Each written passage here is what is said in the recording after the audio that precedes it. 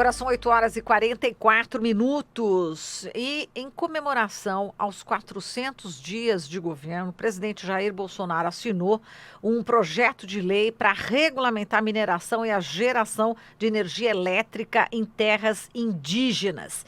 E o projeto também abre a possibilidade dos indígenas explorarem as terras em outras atividades econômicas, como agricultura e turismo. Vamos falar agora sobre este assunto com o Carlos Bocuí, ele que é presidente do Instituto Brasileiro de Proteção Ambiental. Olá, Bocuí, bom dia. Bom dia, como vai? Tudo bem. Bom, Bocuí, como é que você viu aí esse projeto, né? Vai ser um projeto que ameaça aí as comunidades indígenas, não é isso? Pois é, nós temos cada dia uma novidade, né? Sim. E essa foi a do dia, né?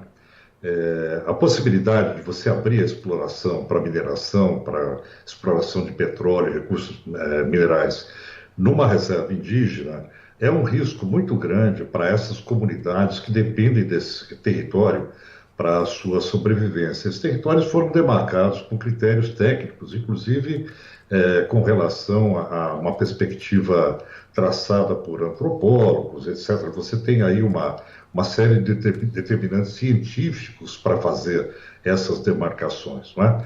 E o objetivo dessas unidades de conservação, onde se abrigam as aldeias, as etnias, é justamente a manutenção do território nas suas condições mais originárias possível para que se tenha ali a manutenção da cultura, não é?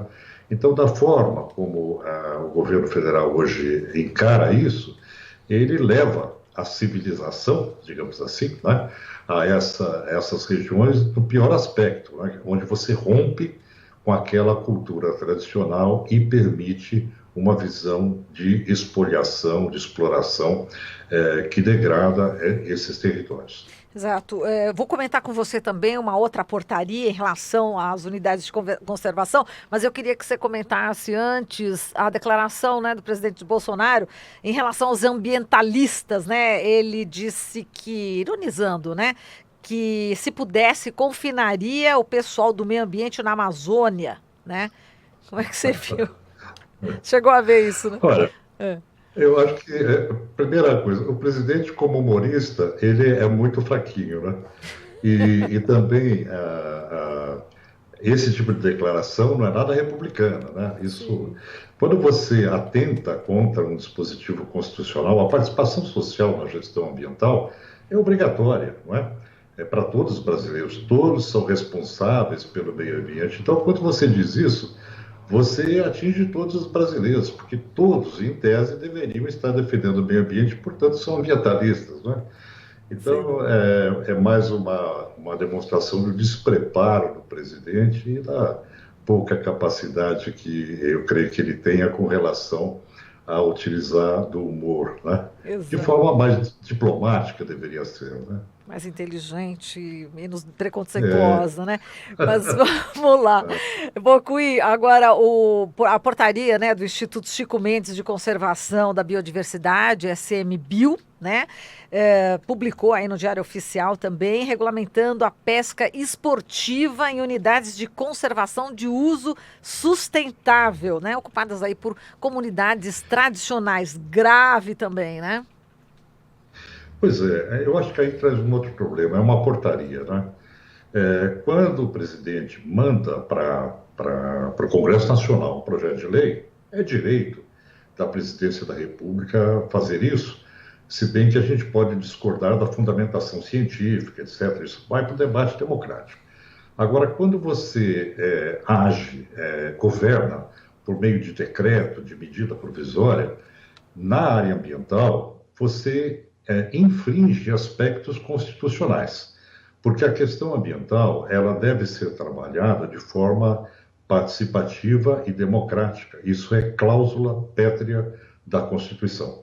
Então, uma das questões que se deve questionar hoje é que os limites da discricionariedade de um governo, da sua capacidade de governar, ela deve se ater aos limites da constitucionalidade. Não dá para um presidente ficar tirando do bolso, né, medidas provisórias e outras portarias, o que for, que são atinentes à questão ambiental e deveriam passar por um processo de discussão pública, técnica, científica. Não é?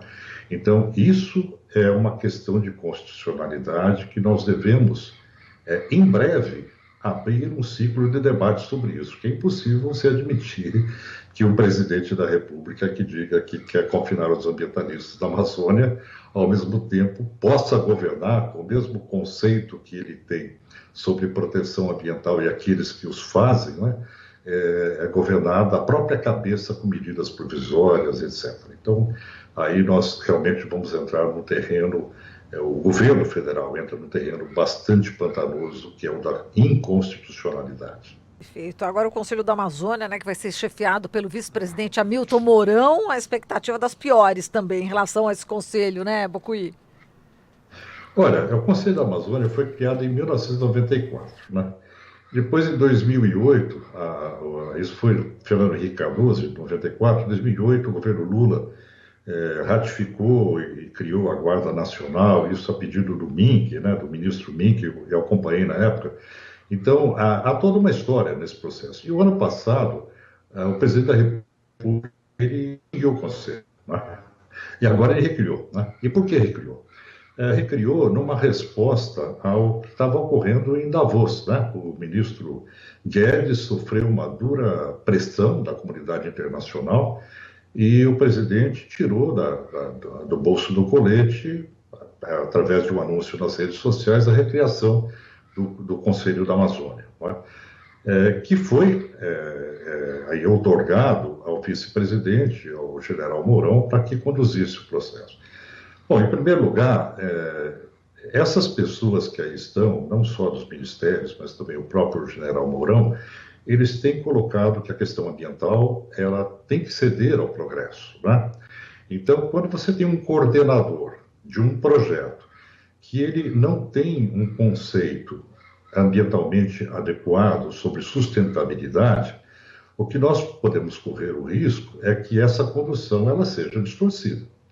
E aí o resultado pode ser o contrário, não de proteção, mas de desguarnecimento, porque você tem diretrizes equivocadas.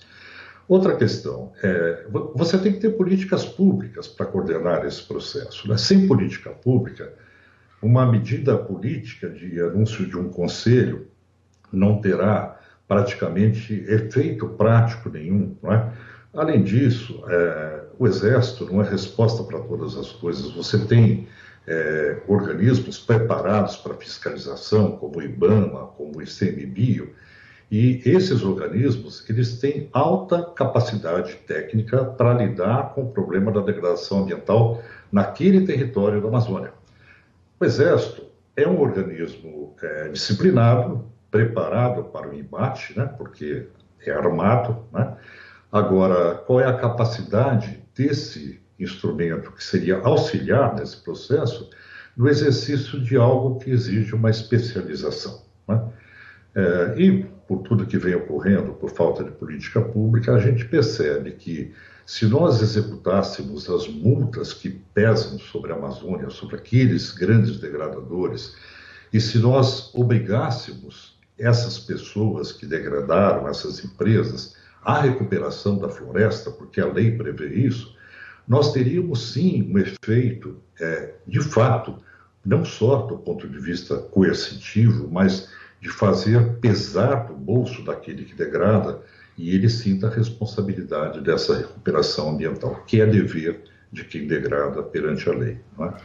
Então, com isso tudo, eu pago para ver o resultado do Conselho da Amazônia em termos de políticas públicas. A história pregressa dos ministérios e desse governo, nessas atitudes, ela não aconselha o sucesso. Perfeito, Bocuí. A gente agradece aqui a sua participação. Um grande abraço para você. Para você também. Obrigado. Obrigada. Falamos aqui com o Carlos Bocuí, presidente do Instituto Brasileiro de Proteção Ambiental.